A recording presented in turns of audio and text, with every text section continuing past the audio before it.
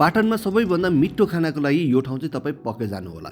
यो हो पाटनको पिम्बहल नजिकै रहेको अतिथि भवन र यहाँ तपाईँले एकदमै राम्रो रुमसँग एकदमै मिठो खानाहरू पनि पाउन सक्नुहुन्छ। हामीले चाहिँ यहाँको फ्लेभरफुल चियाबाट स्टार्ट गर्यो भनेपछि यहाँ स्टार्टर्समा अरू कुरा पनि मगायो। यहाँको चिकन मोमो र बर्गर सबैभन्दा दामी छ भने मोमो चाहिँ दार्जिलिङ स्टाइलको जस्तो नि लाग्यो, किनभने एकदमै लाइट थियो र मिठो पनि एकदमै मिठो थियो। सँगसँगै यहाँको मुस्ताङ आलु चाहिँ एकदमै क्रिस्पी र मसला एकदम टक्क मिलेको थियो, मलाई चाहिँ मन पर्यो एकदमै। तर त्योभन्दा दामी चाहिँ मलाई यहाँको बर्गर लाग्यो, किनभने बर्गर ह्याड द जुसिएस्ट मिट। अनि यहाँ अरू मकटेल र ककटेलहरू पनि मगाए जुन चाहिँ एकदमै स्विट र मिठो र सबै कुरा टक्कै नै परेको थियो। यहाँ तपाईँले हेल्दी अप्सन पनि मगाउन सक्नुहुन्छ नि यहाँको सबैभन्दा मेरो बेस्ट भनेको चाहिँ यही थियो। यो चाहिँ grill chicken with mass potato थियो, जुन चाहिँ म्यास पोट्याटो यस्तो क्रिमी र मिठो थियो मैले डिस्क्राइब गरेर पनि भन्न सक्दिनँ। त्यसपछि यो ठाउँको सबैभन्दा फेमस भनेकै थकाली खाना रहेछ। थकाली खानाको प्राइसेसहरू माथि मेन्सन छ भने चिकनको ग्रेभी भने एकदमै लोकल नेपाली स्टाइलको नै फिल भइरहेको थियो मलाई। खानाको सबैभन्दा बेस्ट पार्ट भनेको यहाँको ग्रेभी थियो। सँगसँगै अतिथि भवनमा चाहिँ तपाईँले स्टेकेसनको लागि रुमहरू पनि पाउन सक्नुहुन्छ भने रुमको प्राइसेस चाहिँ अन बिबी बेसिसमा चाहिँ 3500 बाट सुरु हुने रहेछ र त्योभन्दा माथि पनि प्याकेजेसहरू छ। पाटन नजिकै हुनुहुन्छ, बस्नु पनि चाहनुहुन्छ, मिठो खाना पनि चाहनुहुन्छ भने यो ठाउँ चाहिँ तपाईँको लागि पर्फेक्ट हुन जान्छ।